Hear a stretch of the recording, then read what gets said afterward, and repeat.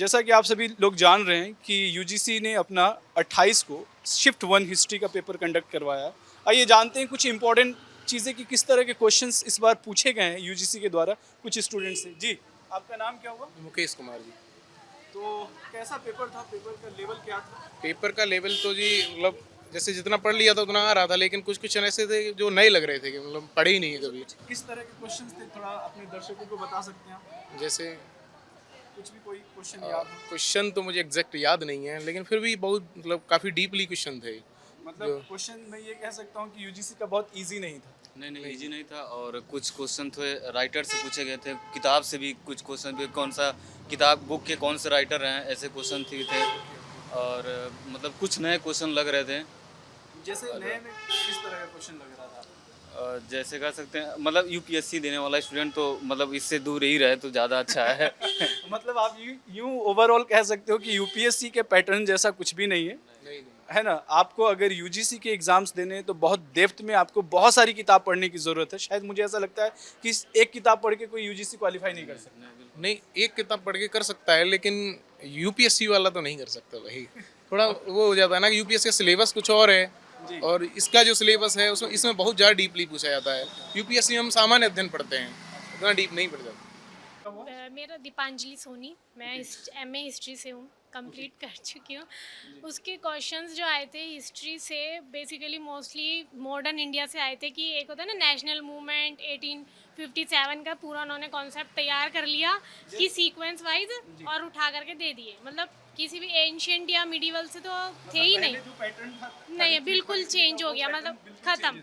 मतलब रटो हिस्ट्री को अच्छे से माइंड में रट लो और आगे पेपर दे दो बस। ओके, मतलब किस तरह के क्वेश्चंस थे और कुछ याद हो आपको जो दर्शकों को बताना चाहेंगे? क्वेश्चंस मोस्टली इसी तरह के थे कि जैसे जो ट्रीटीज़ हुई थी, कमिटमेंट्स हुए थे, कमिटीज़ थी, उन सब के ऊपर क्वेश्चंस आए थे। अदरवाइज कुछ नहीं था पूरे पेपर के अंदर। मगर आप क्या सलाह देना चाहेंगे स्टूडेंट्स को किस तरह से पढ़ने की ज़रूरत है?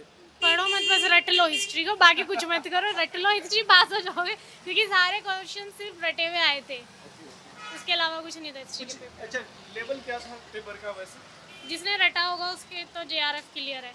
ओके, आइए जानते हैं और भी दर्शकों से कि क्या क्या क्वेश्चंस के लेवल रहे हैं, किस तरह के क्वेश्चंस पूछे गए। आइए बात करते हैं और भी कुछ स्टूडेंट्स। आपका नाम क्या हुआ? सिमरन। पेपर क्या पहला अटेम्प्ट था ये आपका? हाँ, अच्छा, पेपर के लेवल कैसे थे? पेपर का लेवल सारा जो मॉडर्न हमारा एजुकेशन सिस्टम है पूरा उस पर था, पूरा एजुकेशन पॉलिसी वगैरह यही सब आया हुआ कुछ था। क्वेश्चन जो याद हो आपको जो कैंडिडेट्स को बताना चाहेंगे?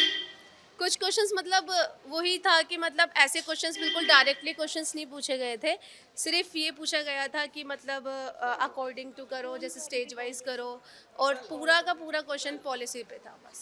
अच्छा, पॉलिसी। हिस्ट्री इतनी नहीं आई थी, सिर्फ अगर आई थी तो वही मॉडर्न हिस्ट्री आई थी, वो भी सिर्फ एजुकेशन के ऊपर। एजुकेशन के हाँ। आप ये बता सकते हैं कि जैसे बच्चों को क्या प्रीफर करने की ज़रूरत है यूजीसी को पढ़ने के लिए? कुछ आइडिया? बस यही है कि अपना जो भी मॉडर्न हिस्ट्री है उसको उस पर ज़्यादा फोकस जैसे करें। लास्ट टाइम पैटर्न जो देखने को मिला हाँ। कि 33 तीन सेक्शंस में आप क्लास को देखें। नहीं, इस बार ऐसा कुछ नहीं था। एक सेक्शन पूरा डिवाइड था जिसमें 50 क्वेश्चंस थे। उसमें ऐसा नहीं था कि रीजनिंग हो अलग अलग हो, ऐसा नहीं था। बस रीजनिंग का 1-2 क्वेश्चन आया था और पूरा का पूरा तुम्हारा जो मतलब जो हमारा अभी चल रहा है सब कुछ उसके ऊपर था। चलिए, क्वेश्चंस, इसका मतलब मैं यूं कह सकता हूं कि क्वेश्चंस के लेवल बहुत इजी नहीं थे। क्वेश्चंस के लेवल काफ़ी डेप्थ में एजुकेशन रिफॉर्म से लेकर कई ट्रीटीज जैसे जो भी मॉडर्न इंडिया को खास तौर से फोकस किया गया है। साथियों, जैसा कि इस बार का यूजीसी नेट हिस्ट्री शिफ्ट 1 का पेपर हुआ है, इसमें एक चीज़ देखने को मिला है। पहले ये कि तीनों पैटर्न से पहले क्वेश्चंस देखने को मिलते थे, एंशिएंट, मेडिएबल एंड मॉडर्न के 33 क्वेश्चंस अप्रॉक्सीमेटली देखने को मिलते थे। इस बार जो क्वेश्चंस उठाकर पूछे गए हैं वो बिल्कुल ही अलग किस्म के देखने को मिलता है।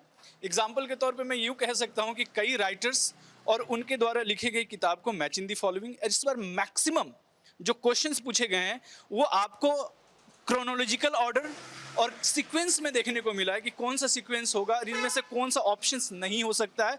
कम थे नहीं वाले, होने वाले बहुत सारे ऑप्शंस देखने को मिले हैं।